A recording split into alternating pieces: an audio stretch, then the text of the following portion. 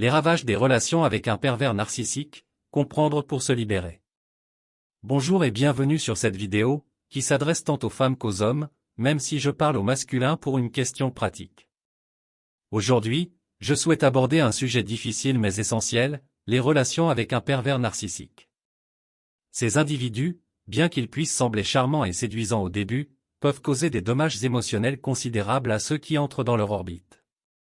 Leur modus operandi est simple, ils n'aiment pas vraiment, ils utilisent.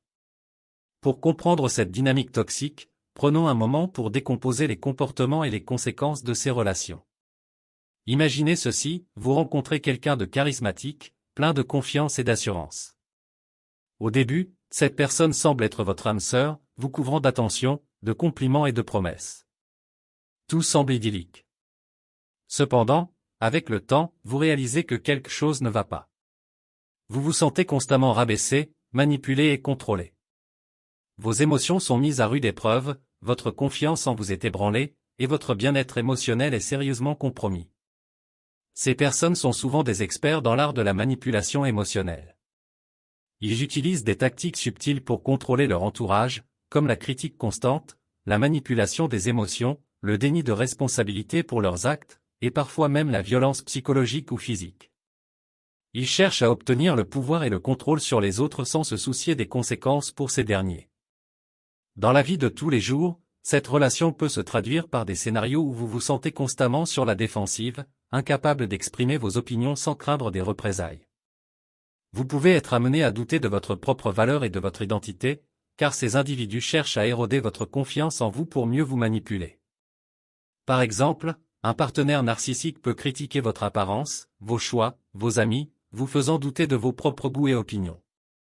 Un exemple concret serait celui d'une relation amoureuse où un partenaire narcissique utiliserait constamment le chantage émotionnel.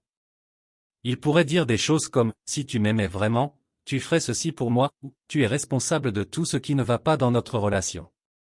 Ces déclarations, souvent chargées d'une fausse culpabilité, vous obligent à remettre en question votre propre valeur et à vous soumettre à leurs désirs pour maintenir une paix fragile. Au travail également, un collègue ou un supérieur narcissique pourrait vous exploiter en prenant le mérite de vos idées ou en vous faisant sentir incompétent pour accroître son propre pouvoir.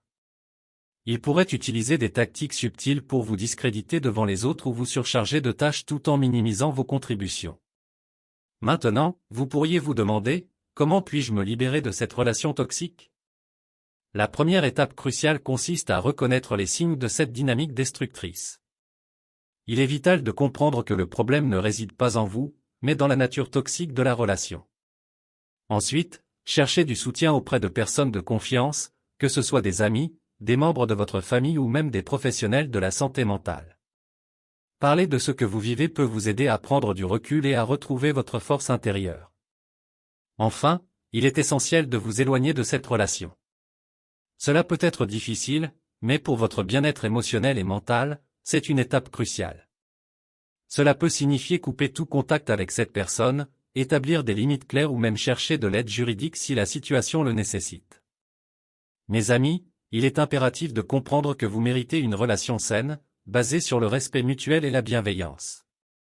Ne restez pas prisonnier des griffes d'un individu toxique. Vous avez le droit de vous épanouir et de vivre une vie équilibrée et épanouissante.